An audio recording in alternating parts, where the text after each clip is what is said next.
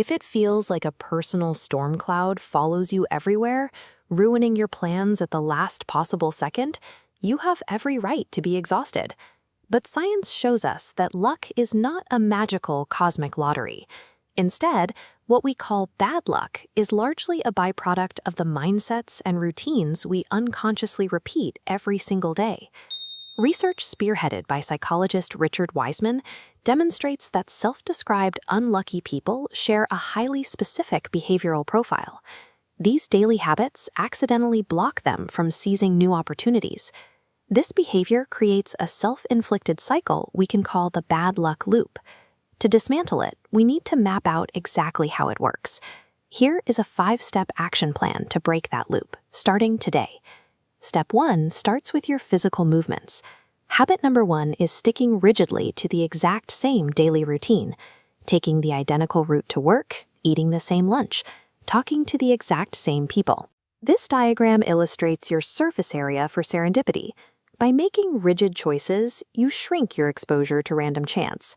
Economic research by Hanaki shows people reinforce these unlucky paths, building a walled trench cutting off serendipity. To fix this, force a deviation today. Choose a completely new route to work or strike up a conversation with a stranger. You need to physically inject new variables into your schedule. Complete predictability is the enemy of luck. By introducing physical unpredictability, you create the opportunity to collide with something new. Now that we've addressed your physical routines, we need to look at mental traps. Habit 2 is letting anxiety create severe tunnel vision. Look at how this visualizes the problem. Constantly worrying about what might go wrong makes your brain hyper-focus on hazard icons inside this narrow tunnel.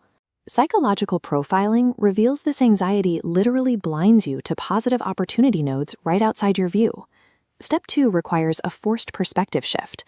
The next time panic hits, pause and ask yourself, what is one good thing that could happen here? That anxiety often feeds right into habit 3, attributing everything to fate. Psychologists refer to this as an external locus of control. If you habitually chalk up your failures to a curse and dismiss your wins as a random fluke, you surrender all of your personal agency.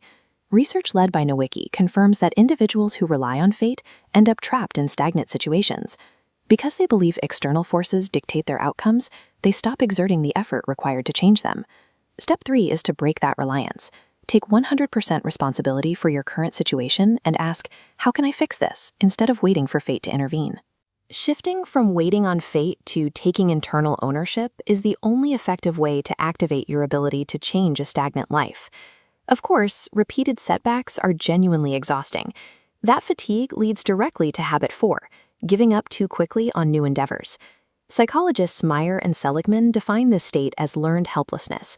It occurs when a person experiences so many obstacles that they assume they are doomed to fail, no matter what actions they take.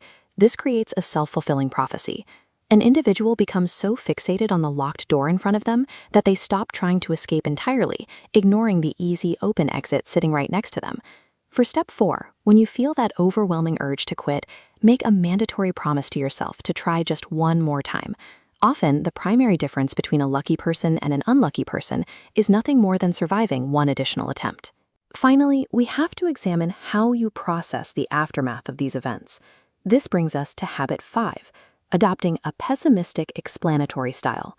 Unlucky people tend to view bad events as permanent, personal flaws.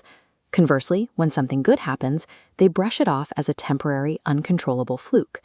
According to research by Nolan Hoeksema, this specific mental framing systematically kills the motivation you need to bounce back from failures. This animated flowchart shows step 5 in action. You must consciously reroute those losses. Treat failures strictly as temporary, isolated incidents, while fiercely claiming the credit for your successes. By isolating your losses and celebrating your wins, you protect the psychological drive required to keep putting yourself out there. Bad luck is not written in the stars. It is written in your daily decisions. Here is your complete blueprint to break the loop. 1. Break your routine. 2. Spot the opportunity. 3. Take control. 4. Try once more. And 5. Own the win. But be careful here. Do not attempt to fix all 5 of these habits at exactly the same time, or you will burn out and revert to your old routines. Instead, focus your energy and select just one of these habits to disrupt today. To hold yourself accountable, drop down into the comments below and declare exactly which habit you are going to break first.